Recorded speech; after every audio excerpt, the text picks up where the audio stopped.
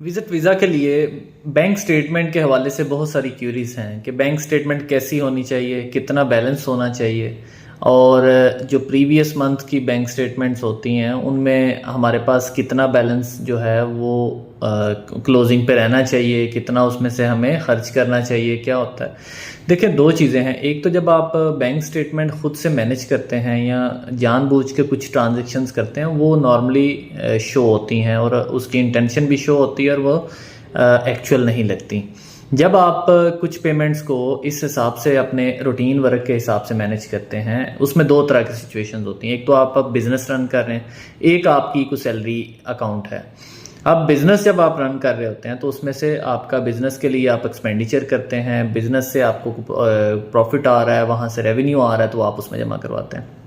तो एक नेचुरल चीज़ है और उसमें जब कोई ट्रांजेक्शन इन आउट होती है तो उसमें कोई प्रॉब्लम नज़र नहीं आती, यानी उसमें कोई ऐसा नहीं लगता कि ये जानबूझ के विड्रॉ और दोबारा से वापस आ रही है। तो एक तो ये जहन में रखें।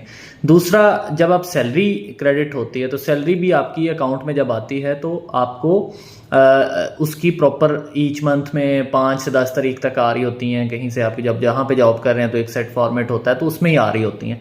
जो बैंक स्टेटमेंट ये मांगते हैं 3 महीने की, 4 महीने की, 6 महीने की, तो उसका मकसद ये होता है कि वो प्रीवियस मंथ्स के साथ उनको टैली कर रहे होते हैं। अगर उनको सिर्फ क्लोजिंग बैलेंस चाहिए और 50 लाख 60 लाख आप रख देते हैं कहीं से पकड़ के, तो फिर वो सिर्फ ये कहें कि आप सिर्फ क्लोजिंग बैलेंस दे दें, हमें एक दिन की बैंक स्टेटमेंट दे दें। ऐसा नहीं है। जब वो आपसे 3 महीने 4 महीने की बैंक स्टेटमेंट ले रहे हैं तो उसको प्रॉपर एग्जामिन करेंगे।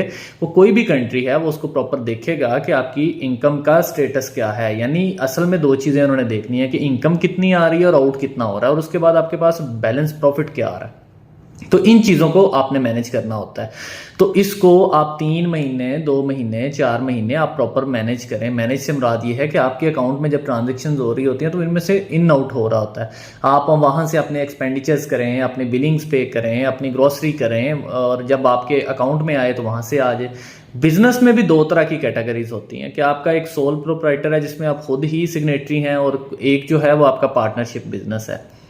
तो उसके हवाले से जो है, अगर सोल प्रोप्राइटर है तो वहाँ से आप अपने एक्सपेंडिचर कर सकते हैं, लेकिन जब आपका बिजनेस पार्टनरशिप होता है तो आप वहाँ से एक्सपेंडिचर नहीं करते। आप अपना जो अपने शेयर होता है उसके अकॉर्डिंगली अपना मंथली जो उसके बाद 6 मंथ बाद एनुअली उसमें से एक प्रॉफिट विड्रॉ करते हैं कि ये मेरा हिस्से का प्रॉफिट इसमें से आया तो वो मैं अपने पर्सनल अकाउंट में डिपॉजिट कर लेता हूँ और फिर आप वहाँ से एक्सपेंडिचर करते हैं।